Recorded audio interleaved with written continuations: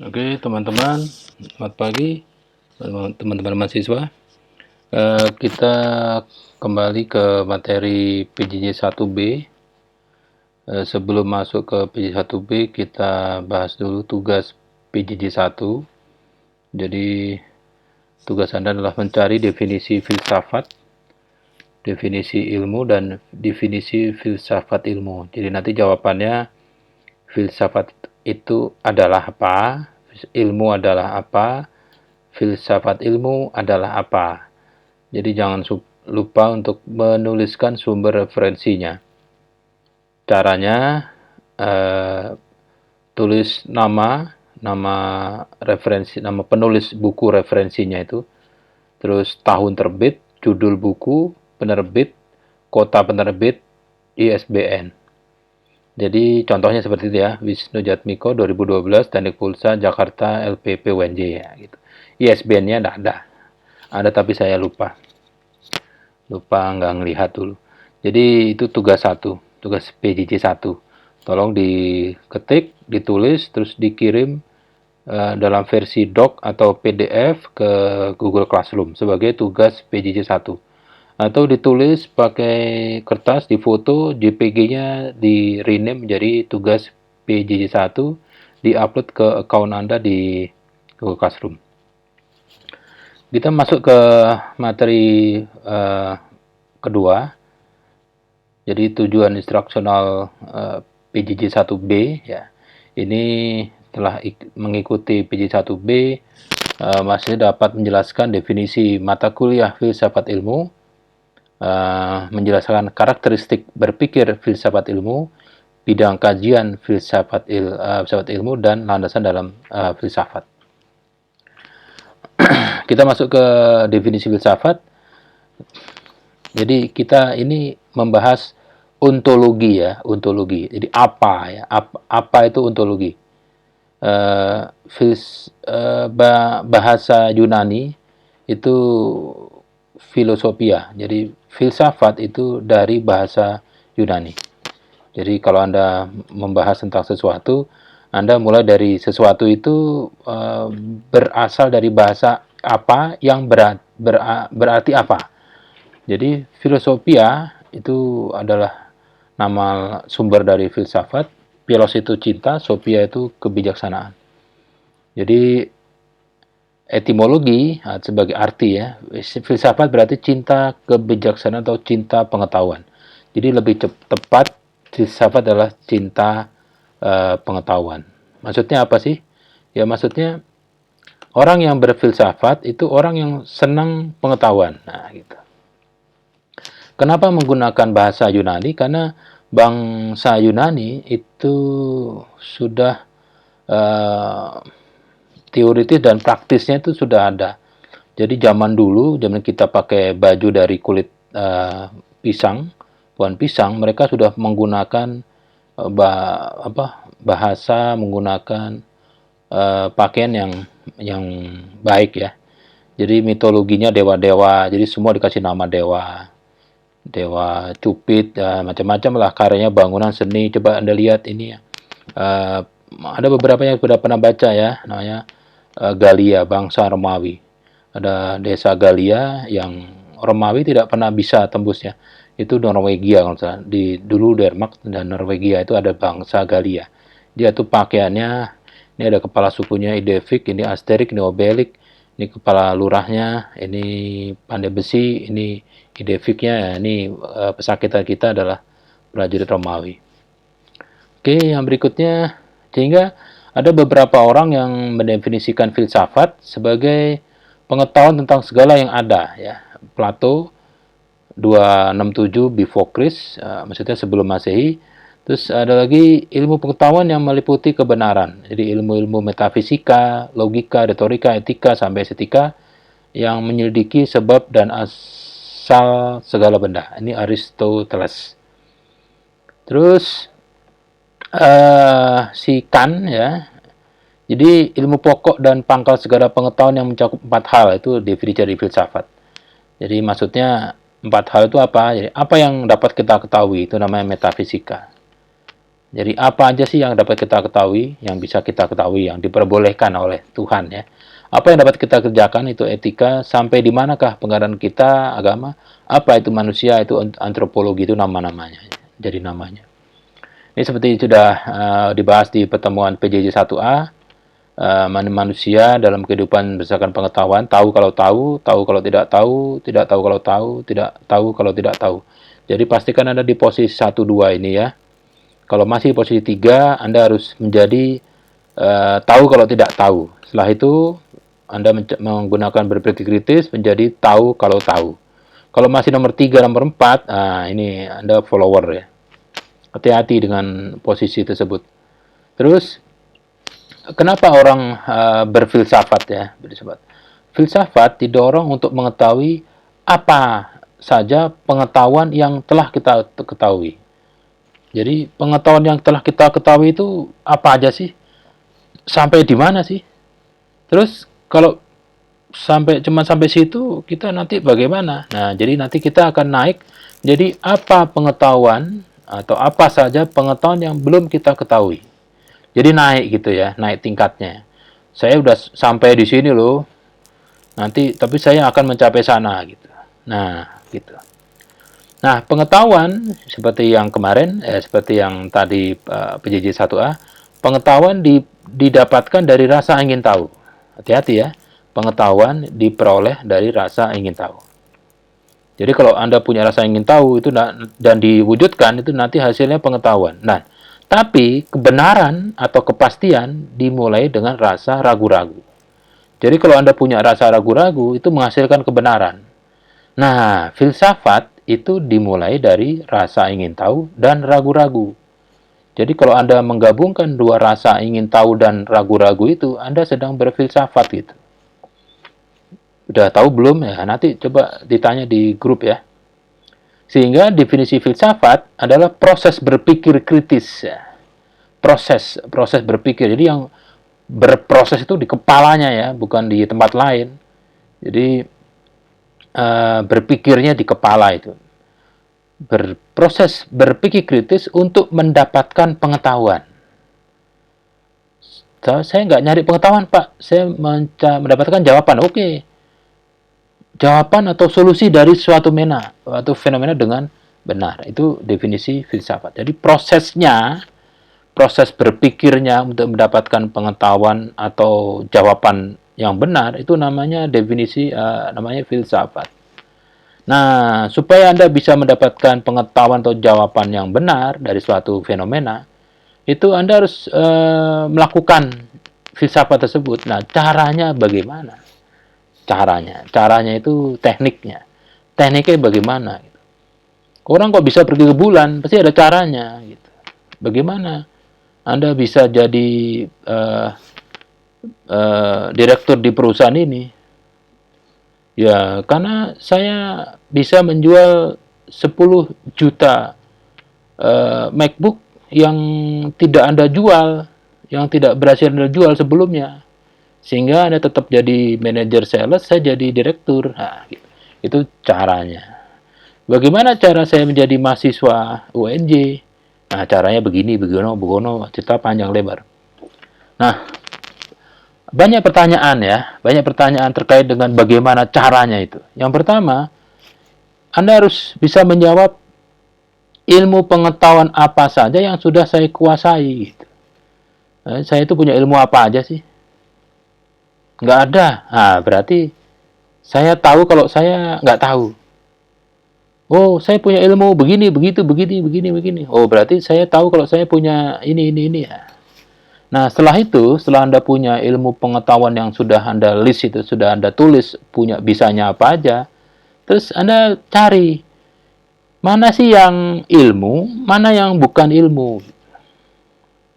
Nanti pasti yang Anda sebut ilmu pengetahuan itu ada saja yang bukan kelompok ilmu, tapi ada yang ilmu. Gitu loh. Yang bukan ilmu seperti apa? Nanti dulu, kita pelajari yang ilmu dulu. Nah, dari daftar yang ilmu yang Anda sudah pelajari, yang sudah Anda kuasai itu, mana yang Anda kuasai dengan benar gitu. Jangan-jangan cuma kulitnya doang. Tapi seperti saya sudah ngambil mata kuliah matematika 1 tuh, ilmu itu. Sampai mana benarnya? Waduh, saya nggak tahu Pak. Nilai sih A Pak, saya nggak tahu apa-apa. Nah, jadi yang sudah dikuasai benar yang mana? Nah, sekarang pertanyaan berikutnya muncul. Loh, apa itu benar itu? Benernya itu apa sih? Terus kalau nggak tahu benar, kriteria untuk menentukan suatu statement itu benar apa?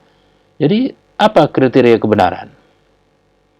Terus pertanyaan lagi, loh, kenapa ilmu mesti dipelajari? Buat apa? Nggak paten saya nggak tahu ilmu itu tersebut. Fungsi ilmu itu apa? Nah, banyak pertanyaan tuh kalau ditulis bisa sampai berapa lembar. Tapi untuk mata kuliah filsafat ilmu ya cuma 6 itu aja cukup. Nah, untuk menjawab semua itu ya, Anda harus mempelajari karakteristik berpikir filsafat. Jadi, kalau berfilsafat atau yang tadi disebut kegiatan proses dalam hati untuk mendapatkan pengetahuan yang benar, atau jawaban benar, itu ada karakternya. Jadi, ada 3 karakter orang berpikir filsafat. Jadi kalau berpikir sesuatu untuk mendapatkan pengetahuan yang benar, itu yang pertama harus berpikir menyeluruh. Menyeluruh itu seperti apa ya? Nantilah ya. Menyeluruh, yang kedua mendasar. Menyeluruh itu semua, ya. Menyeluruh itu semua. Jadi kalau bicara huruf abjad ya E to Z atau A sampai Z. Oh, itu aja. Ya enggak, hurufnya 0 sampai 9, tanda baca, banyak dipakai itu, dipelajari semua. Terus mendasar. Jadi kalau menyeluruh itu seluruh bumi, mendasar tuh ya sampai dasar bumi. Nah, itu mendasar. Dan spekulatif. Spekulatif itu maksudnya apa? Dari mana sih yang saya mulai? Gitu ya. Dari mana saya mau mulai mempelajari sesuatu? Menyeluruh, ya taunya cuma ini. Nah, ya spekulatif itu seperti membuat lingkaran jam ya, lingkaran jam. Membuat lingkaran jam itu kan nggak harus dari angka 12 terus berputar angka 1, 2, 3 sampai 11 ketemu 12. Bisa dari angka 3, 3, 4, 5, 6, 8 sampai 12. Jadi untuk membuat satu lingkaran penuh itu bisa dari mana aja. Toh juga akhirnya satu lingkaran. Itu namanya spekulatif. Yang ketemu dulu apa? Mempelajari bagaimana hujan itu kok bisa hujan. Ya ketemunya apa? Banjir. Oh banjir, penyebab banjir begini mundur ketemu. Nah jadi satu lingkaran, satu ilmu itu spekulatif maksudnya. Nah sekarang kita bahas yang menyeluruh ya. Jadi karakteristik pertama dari filsafat menyeluruh artinya berpikir luas ya. Tidak dibatasi satu sudut pandang tertentu, satu perspektif ya. Jadi kalau melihat apa ya suatu fenomena itu jangan melihat satu sudut saja gitu. Jadi itu ada tuh maksudnya orang yang sholatnya cuma 1 menit, sholat apa tuh yang terawih 1 menit. Nah, kok bisa? Ya harus dilihat dari beberapa perspektif gitu ya. Jadi kalau misalnya Anda melihat dosen kok marah-marah, ya coba Anda jangan melihat dari sisi mahasiswa, coba dari sisi dosennya, dari sisi adminnya gitu. Jadi kenapa ojol itu marah kalau di cancel? Lah kan suka-suka gue gitu. Tapi coba Anda berpikir dari perspektif mereka. Jadi berpikir luas ya. Semua tidak ada dibatasi hanya satu sudut pandang tertentu. Itu menyeluruh maksudnya gitu ya. Jadi kalau melihat suatu fenomena, Anda berpikir dari banyak sudut. Terus dari banyak materi atau dari banyak sudut tersebut atau dari banyak perspektif tersebut, itu Anda cari polanya, cari pola hubungan antar ilmu dengan satu dengan yang lain. Gitu. Jadi misalnya in vitro, ya pembuahan in vitro, jadi bayi tabung, itu kalau dari sisi agama tergantung kalau sel telur sama spermanya itu memang sperma dan sel telur suatu pasangan suami istri itu hubungnya halal, tapi kalau tidak seperti itu ya tidak halal. Nah, dari perspektif yang lain lagi ceritanya gitu. Dari sisi macam-macam ya, macam-macam ya beda-beda gitu. Jadi cobalah untuk tidak melihat dari satu perspektif saja, jadi dari banyak perspektif itu. Itu ya, itu namanya menyeluruh. Jadi jangan dari satu sisi. Yang kedua, karakteristik berpikir filsafat yang kedua ada mendasar. Jadi berpikir ya filsafat sampai mendapatkan hasil atau sampai pada intinya, jangan berhenti sebelum itu. Jadi mendapatkan hasil fundamental dari objek yang dipelajari. Jadi misalnya gini, ada seseorang yang kalau ada seseorang itu ada orang yang punya rumah yang di pinggir jalan. Itu marah kalau ada orang yang parkir di sebelah di pinggir jalan tersebut. Orang bingung, ini kenapa, ini kan jalan umum, kenapa marah-marah gitu. Nah, coba dilihat, dipelajari, kenapa kok yang punya rumah itu marah kalau ada yang parkir di jalan tersebut. Nah, setelah dipelajari, dicek sana-sini, tanya sejarah, ternyata orang tersebut itu dulunya mempunyai pekarangan. Nah, pekarangan itu dulunya akhirnya dijadikan jalan, tapi sampai sekarang pemerintah tidak memberikan keterangan, jadi main jadiin jalan aja gitu, sehingga SHM-nya juga masih termasuk jalan itu. Jadi itu yang ya pasti saja yang punya marah gitu ya. Jadi Anda harus melihat dari objek, dari fundamental ya, fundamental. Jadi sampai pada intinya, jangan pada kulitnya aja. Jadi itu karakteristik filsafat yang kedua, namanya mendasar. Misalnya gini, kenapa Pak Jokowi jadi presiden? Nah, itu Anda sampai intinya, kenapa? Jawabnya apa gitu. Yang berikutnya adalah spekulatif. Jadi hasil proses berpikir jadikan dasar bagi pemikiran selanjutnya. Anda tahu kan, kalau membuat skripsi atau membuat rumah, membuat skripsi deh, membuat rumah itu tidak mungkin semennya bikin sendiri, batanya bikin sendiri, kayunya nanam sendiri, terus kacanya bikin sendiri. Itu semua menggunakan yang sudah ada. Nah, artinya hasil yang sekarang itu menggunakan hasil pemikiran yang sebelumnya. Jadi hasil pengetahuan baru digunakan untuk mencari dan mendapatkan pengetahuan lain.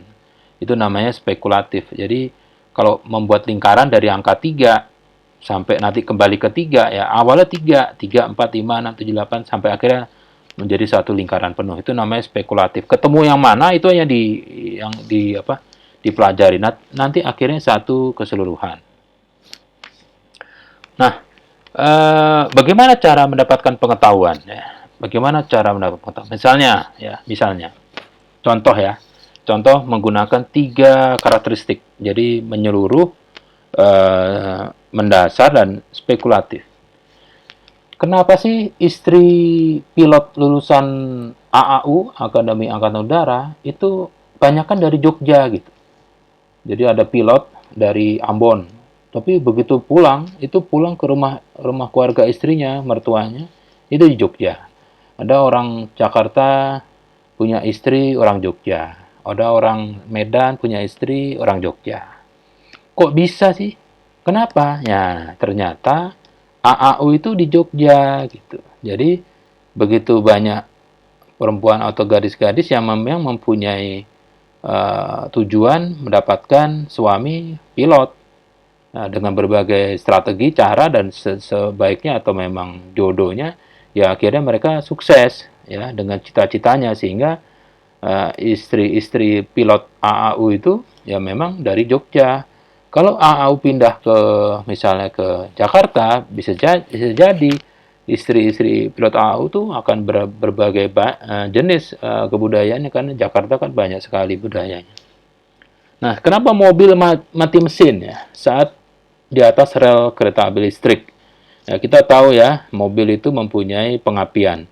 Pengapiannya menggunakan ada ECU, Electronic Control Unit, ada yang menggunakan CDI, ada yang menggunakan busi dan sebagainya. Nah, pada saat kereta api listrik mau lewat, ya itu di atasnya itu akan dialiri listrik. Jadi rel kereta api yang listrik itu atasnya itu listriknya kadang otomatis kalau ada kereta pada stage tertentu itu baru dialiri arus. Begitu ada arus listrik, nah ada 2 kabel yang arusnya berbeda, maka akan timbul yang namanya medan elektromagnetik. Nah, itu mengganggu pengapian elektronik dari kendaraan sehingga mati. Sehingga bagaimana cara supaya tidak mati? Ya jangan melintas, atau ya bunyikan elektronik yang lain, bel atau musiknya, sehingga mengacaukan yang namanya medan itu, atau miring ya, jadi jangan tegak lurus. Kenapa orang Kudus, Jawa Tengah itu berkulit kuning? Nah, kok yang lain tidak kuning ya? Anda coba pelajari itu, nanti akan Anda menemui pada saat bangsa kerajaan Cina yang marah karena salah satu utusannya dipenggal oleh Raja Singosari, terus mereka akan menyerang kerajaan Singosari itu. Mereka naik kapal itu mendarat di Jawa Tengah, pesisir utara Pulau Jawa, ada yang di sebelah sisi barat itu Indramayu, tengah itu Kudus. Nah, mereka beranak pinak dulu di situ. Berapa tahun kemudian setelah selesai baru menyerang ke Singosari. Nah, di situ mereka nikah dengan orang-orang lokal. Sehingga lokal di situ kebanyakan berkulit kuning ya. Rokok, ya kenapa merokok itu haram? Ya. Kenapa sih ada yang bilang merokok itu haram? Tapi yang mengeluarkan fatwa itu malah kiainya ngerokok semua.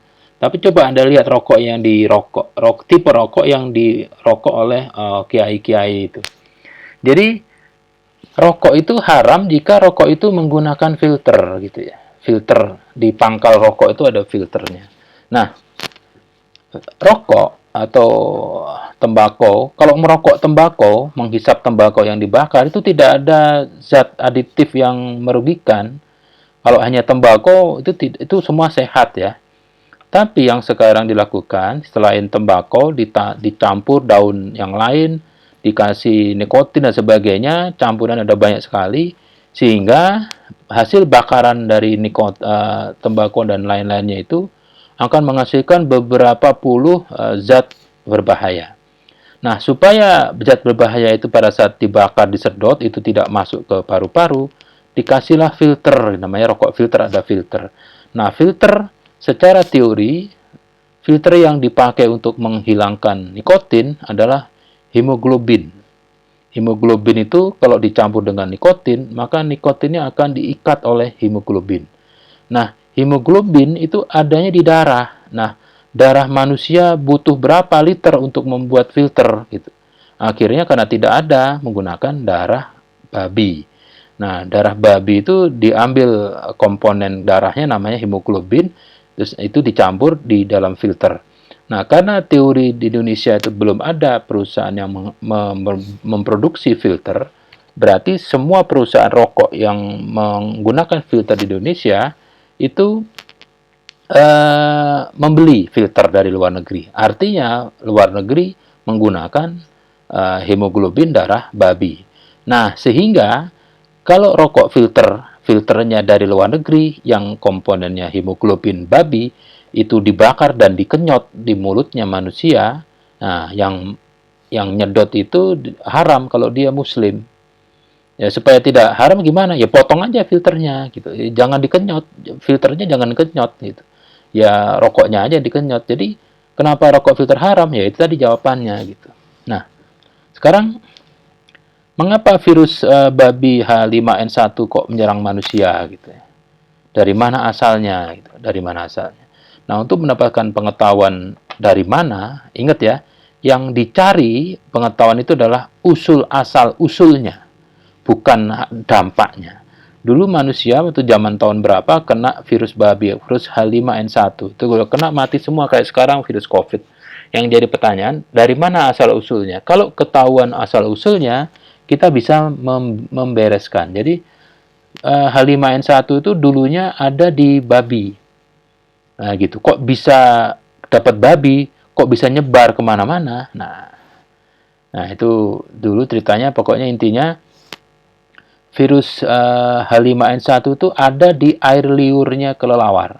Kok bisa ke manusia? Nah, ternyata ada satu peternakan babi di suatu negara, itu di belakangnya peternakan babi itu ada tanaman jambu ya. Waktu dites, babinya ada yang ada virusnya, tapi kok ada yang ada. Ternyata di bagian belakang kandang babi itu ada bekas jambu-jambu yang sudah dimakan separuh. Dapat dari mana? Ya di atasnya pohon jambu. Nah, berarti di atasnya banyak pohon jambu, banyak jambunya. Nah, siapa yang makan separuh? Ternyata kelelawar. Nah, kelelawar ditangkap, ternyata semua air liur kelelawarnya itu ada virus H5N1. Jadi kelelawar itu makan jambu, separuh jatuh. Nah, jambu yang jatuh yang ada virusnya itu dimakan babi. Nah, babinya jadi kena H5N1. Terus babinya dipotong, dipotong dagingnya dimakan, ya akhirnya manusianya kena virus H5N1. Nah, kok bisa menyerang, bisa menyebar ya? Nyebar itu bukan babinya, bukan manusianya, tapi kelelawarnya. Jadi sekarang waktu itu akhirnya kelelawarnya dimusnahkan. Nah, bagaimana cara memusnahkan kelelawar? Masa kelelawar ditangkepin susah. Nah, kelelawar itu kalau menggunakan berpikir filsafat, kelelawar itu mempunyai kebudayaan kalau tidur dia itu kan kakinya di atas. Dia suka bergelombong berkelompok dalam gua. Jadi kelelawar itu kalau mau apa? Kalau hinggap, dia main hinggap di suatu tempat menyebabkan kelelawar yang lain jadi terdesak. Nah, karena dia merasa bersalah, dia mempunyai kebudayaan kalau habis main serobot tempatnya kelelawar itu, kelelawar sebelahnya dia itu dimandiin sama dia, dijilatin.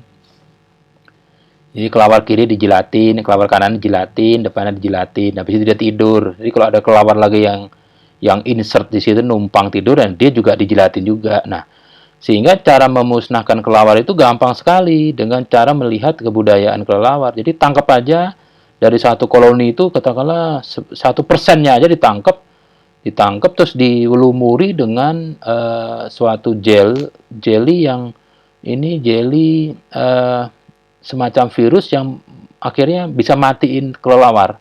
Jadi begitu di kelelawar ditangkap pakai pakai apa filter, pakai perangkap terus diolesi jelly, terbangin lagi, dia akan terbang terus masuk ke koloninya, jilat-jilat. Nah, acara jilat-jilat massal ini akhirnya berapa hari kemudian satu koloni mati gitu. Nah, itu tekniknya. Jadi cara mendapatkan pengetahuan itu harus berpikir menyeluruh, mendasar dan spekulatif gitu. Sudah paham belum ya? Nanti ditanya ya. Jadi level berpikir manusia ya, manusia itu kalau berfilsafat berpikir itu ada 4 ya. Faktual, fakta yang dilihat itu faktanya. Oh, kalau bikin SIM itu begini ya, bikin SIM itu ke sana. Terus itu baru tahu faktanya aja, tapi proseduralnya dia nggak tahu. Proseduralnya harus langkah pertama, langkah kedua, ketiga, gitu. Itu udah bagus lah level 2. Yang berikutnya fungsional, dia tahu fungsi-fungsi di setiap langkah itu. Nah, pada akhirnya level berpikir manusia paling tinggi adalah metakognitif ya. Jadi yang tidak terlihat juga sudah tahu. Jadi ini nanti dibahas di perkuliahannya proses pembelajaran ya, Pak Rusmono ya. Nah, bidang kajian filsafat ini ada 5 ya, logika, etika, estetika, metafisika, dan politik. Logika pertama, logika ini benar salah. Apa sih benar salah? Ya benar salah itu yang paling misalnya kalau lampu merah itu jalan itu salah. Itu definisi logika. Jadi kalau kepala jadi ada ketemu presiden gitu ya, terus Anda pegang kepalanya, gimana presiden sehat, pegang kepala, itu salah, secara logika salah. Nah, tingkatannya Anda bidang kajiannya berikutnya adalah etika. Etika ini baik buruk ya, etika itu baik buruk. Baik buruk itu bagaimana? Etika ya yang Anda lakukan itu salah tapi baik gitu ya, salah tapi baik. Jadi positif kali positif positif ya, positif kali negatif negatif, negatif kali negatif jadi positif. Nah, itu maksudnya apa tuh? Jadi menyuruh menyuruh untuk supaya orang tidak melakukan sesuatu itu negatif. Jangan jangan melakukan itu ya. Nah, tapi jangan merokok itu jangan itu negatif, merokok itu buruk. Jadi baik jadi akhirnya. Jadi baik buruk itu bisa terlihat ya. Baik buruk itu kalau positif baik, kalau negatif jadi buruk. Jadi etika itu ya memanggil dosennya dengan bapak atau ibu atau prof atau nah gitu ya. Jadi ketemu Pak RT, gimana Pak RT? Nah, gimana Tot? Nah, misalnya RT saya kan nggak Tot. Gimana Tot? Itu nggak boleh, nggak baik ya. Logikanya benar tapi nggak baik gitu. Ada logika salah tapi baik, logika salah tapi buruk, logika benar tapi buruk bisa juga. Terus yang ketiga itu estetika indah dan tidak indah ya. Nah ini estetika ini mengkaburkan semua bidang satu dua ya. Misalnya seperti ini ya. Ada pembukaan suatu pameran produk dari apa namanya suku Asmat ya. Jadi pada saat pimpinan atau petinggi negeri itu membuka suatu pameran Asmat, dipakai jas, pakai pakaian resmi, itu membuka selubung, begitu selubung dibuka ternyata patung Asmat tuh laki-laki yang titiknya kelihatan gitu, titiknya ada 4 nongol semua, pada tepuk tangan semua, indah sekali, bagus sekali gitu. Secara estetika memang indah, tapi logikanya bagaimana, etikanya bagaimana tuh kayak begitu. Nah itu, tapi ada juga yang estetikanya tidak indah. Nah seterusnya. Jadi keindahan dan orang kalau udah ngomong indah, tidak indah itu sudah menghilangkan logika estetika.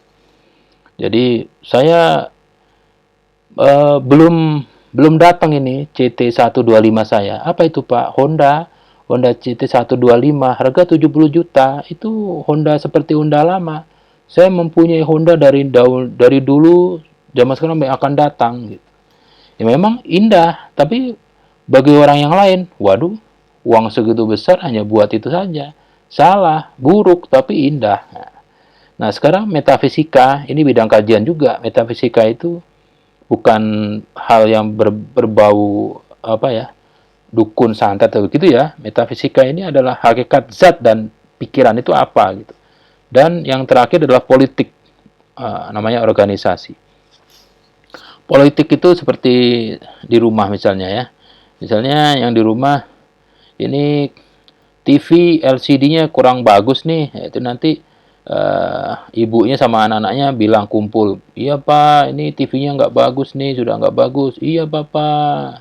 Akhirnya suaminya membelikan. Jadi pada saat satu satu kasus itu ibu sama anak-anaknya kumpul.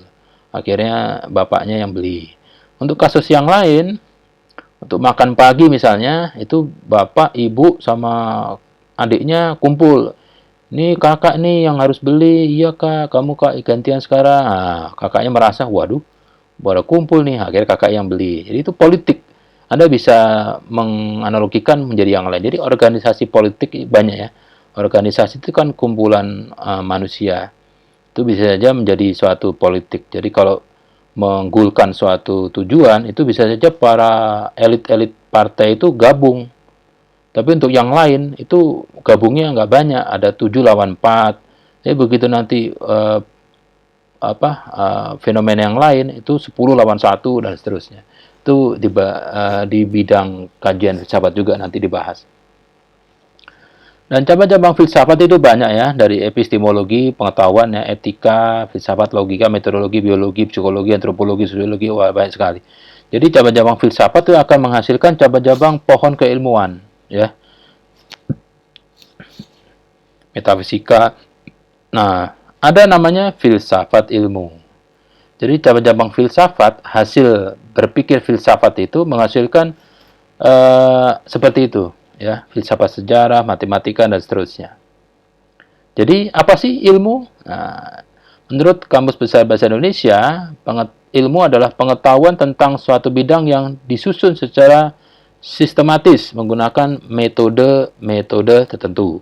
Jadi kata kuncinya pengetahuan bidang, suatu bidang. Ada cara, ya, ada cara dan ini caranya tertentu.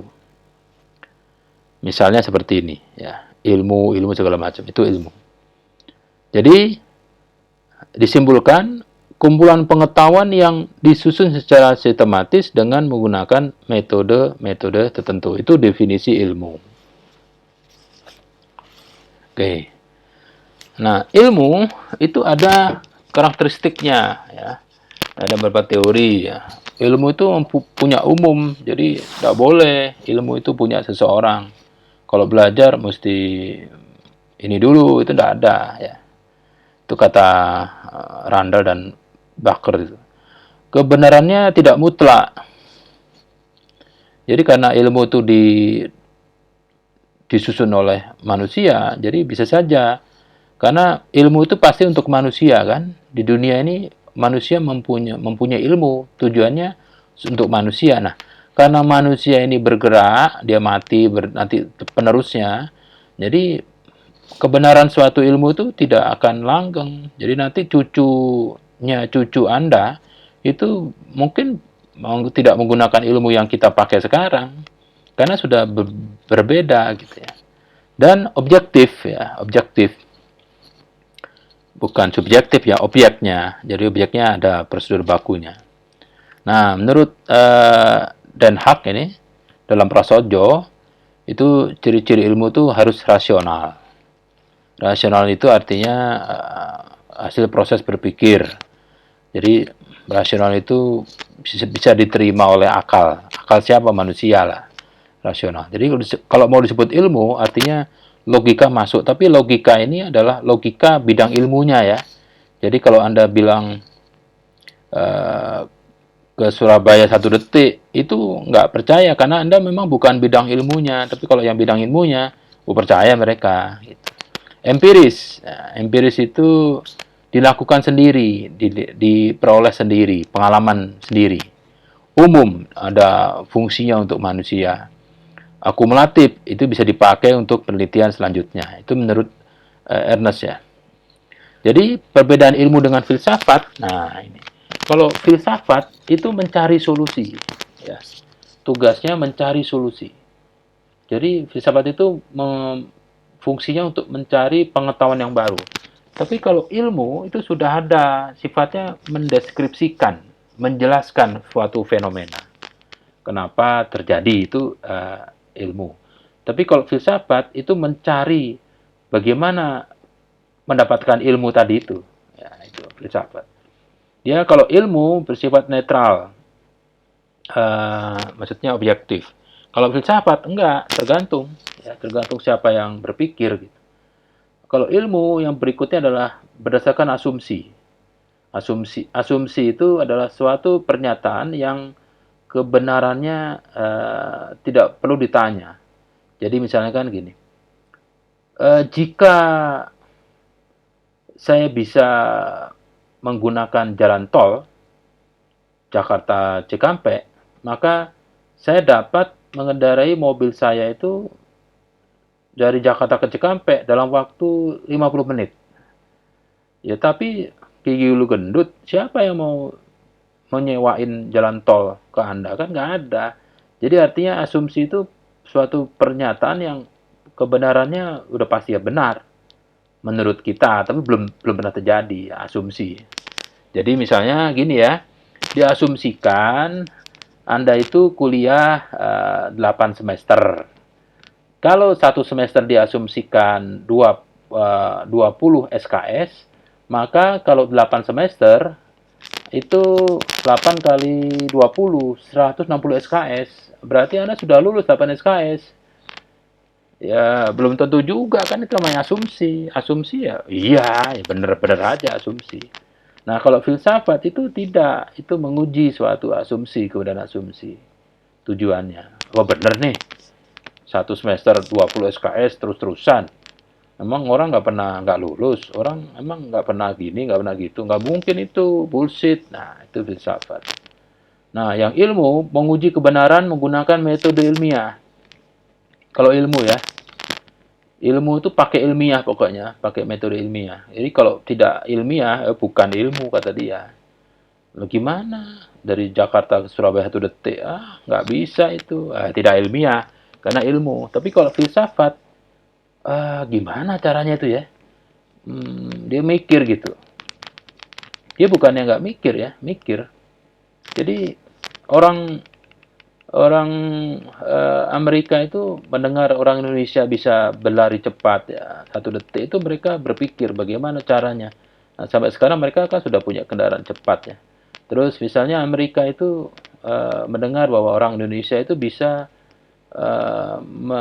mengetahui posisi orang lain dengan hanya mendapatkan data nama saja, nama lengkap. Oh, di sini lagi makan di jalan ini, benar ternyata gitu. Kok bisa sih? Itu namanya ilmu terawangan ya.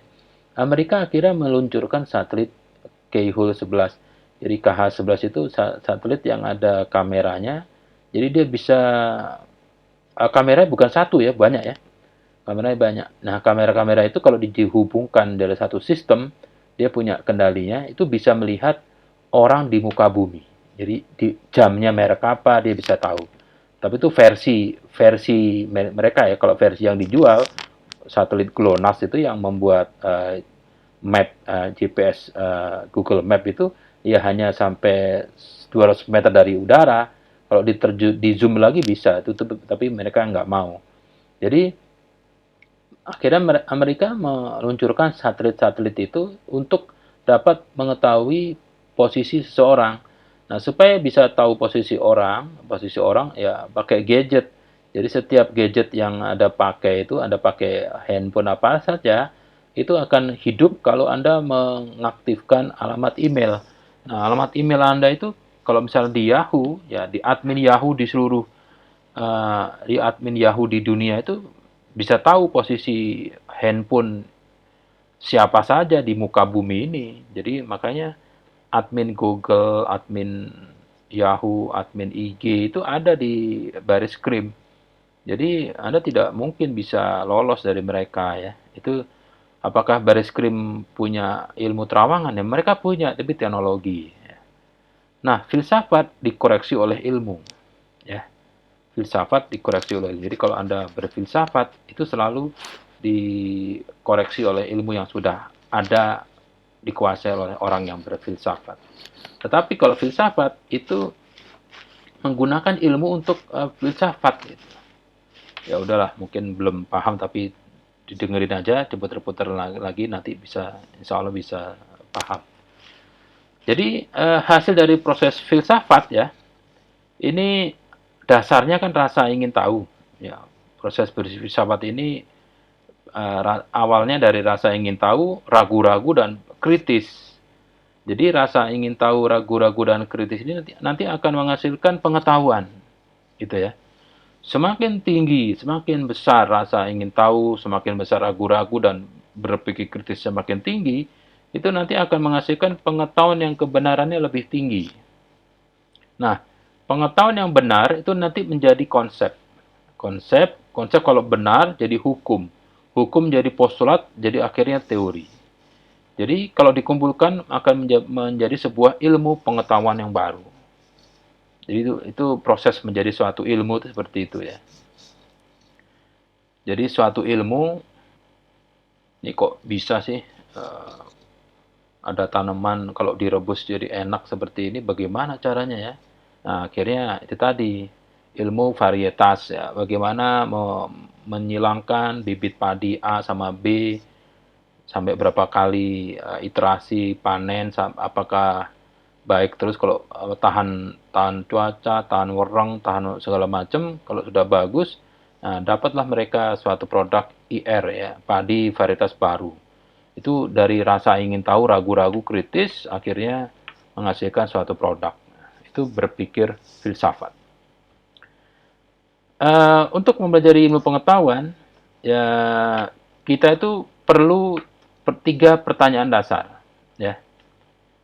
Ya bukan hanya pengetahuan, sesuatu aja, sesuatu mempelajari sesuatu. Kenapa sih dia yang jadi ketua? Kenapa sih dia yang mati. Nah, misalnya kenapa dia yang dipilih jadi ini? Kenapa Borobudur itu di situ? Dan sebagainya, misalnya seperti itu ya. Itu 3 pertanyaan dasar. Pertama, ek itu pengetahuan ya, atau fenomena itu apa gitu. Apa sih itu? Itu apa? Apa? Terus bagaimana cara mencapai itu? Itu yang kedua. Yang ketiga, manfaatnya apa? Jadi mempelajari ilmu pengetahuan itu harus menggunakan 3 pertanyaan. Apa? Bagaimana? Manfaatnya apa? Ya, gitu ya. Jadi landasan dalam filsafat itu 3. Ya, 3 pertanyaan tadi. Yang pertama ontologi. Ontologi ini apa? Apa? Nah, gitu. Maksudnya gitu, apa? Ontologi itu apa? Apa sih? UNJ itu apa? Universitas Negeri Jakarta itu apa sih? Anda pelajari dari, oh ternyata UNJ itu umurnya berapa tahun? Ya, cara paling bego ya lihat semesternya. Kok semester 113? Berarti ada semester 1 dong. Lah iya. Berarti sudah berapa tahun? Ya dibagi 2 aja. Kalau 112 bagi 2 kan ketemunya 56. Berarti udah 56 tahun dong. Lebih 6 bulan. Iya memang. Coba Anda kurangi 2020 kurangi 56. Nanti ketemu tahun berdirinya UNJ. Zaman itu bukan UNJ, namanya Fakultas Ilmu Keguruan Universitas Negeri Universitas Indonesia. Jadi dulu UI mempunyai Fakultas Ilmu Keguruan. Dan itu dulu kampusnya di mana? Pecah. Kampusnya di Rawamangun, akhirnya pecah menjadi Institut Fakultas Ilmu Keguruan UI, menjadi Institut Kependidikan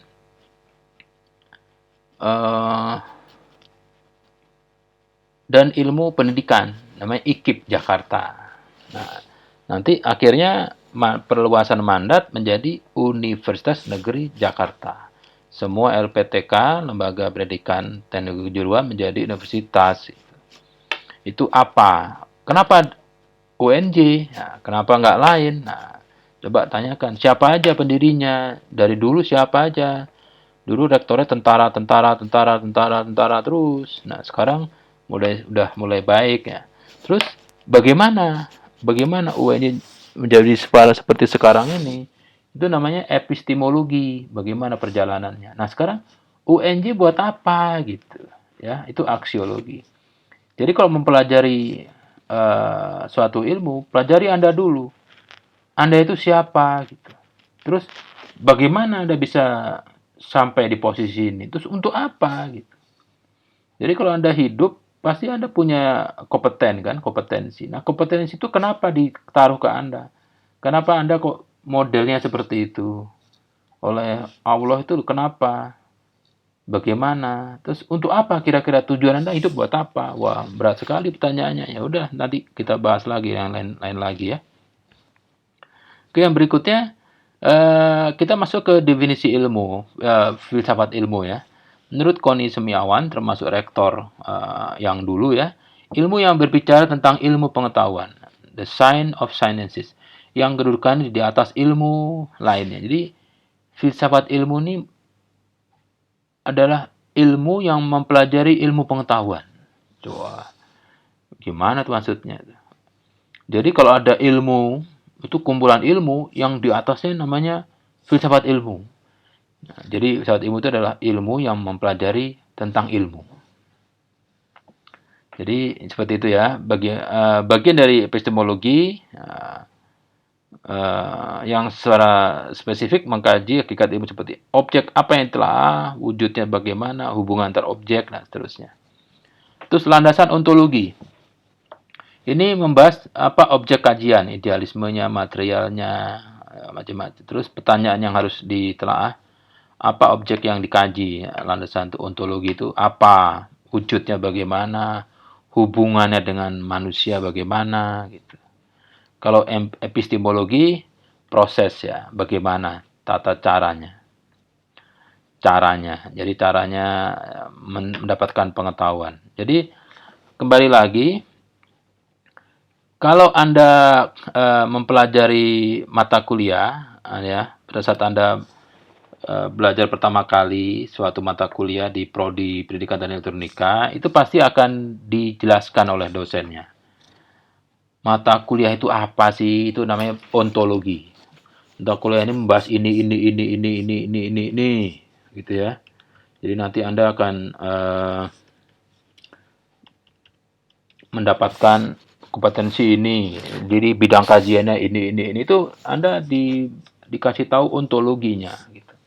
Nah, terus untuk mendapatkan ilmu pengetahuan tersebut, ini tata caranya, berapa kali tatap muka, terus nanti tatap mukanya pakai referensi apa, teknik bagaimana, nah, itu epistemologinya. Dan yang terakhir aksiologi. Jadi manfaat dari Anda belajar mata kuliah tersebut. Jadi kalau ngambil matematika nanti akan diajar oleh dosennya. Jadi fungsi dari matematika pertemuan satu ini Anda dapat ini, dan seterusnya. Nah, kalau Anda mengikuti mata kuliah dan dosennya di awal perkuliahan atau di bagian awal perkuliahan tidak menjelaskan ontologi mata kuliahnya, epistemologi mata kuliah, dan aksiologi dari mata kuliahnya, nah, dosennya sesat gitu ya. Jadi Anda harus wajib tanya itu, apa sih, bagaimana sih, untuk apa sih? Nah, jadi kalau Anda lihat, ini mata kuliah buat apa sih? Oh, mata kuliah itu ini ya, membahas ini. Caranya, caranya langkah pertama begini. Oh, udah tahu gue. Terus fungsinya, untuk ini. Nah, udah. Itu ya. Jadi tiga landasan dalam filsafat ya, ontologi, epistemologi, dan aksiologi. Saya kira cukup ya, sampai di sini. Kita ketemu lagi dengan tatap muka PJJ yang berikutnya. Jangan lupa tugas PJJ 1 dikerjakan dan diupload di Google Classroom. Sampai di sini, yang benar semua dari Allah ya. Jangan percaya apa yang saya berikan. Anda harus mempunyai kewajiban untuk mempunyai rasa ragu-ragu dan mencari sendiri ya. Sampai ketemu lagi di PJJ yang berikutnya, yang kedua. Assalamualaikum warahmatullahi wabarakatuh.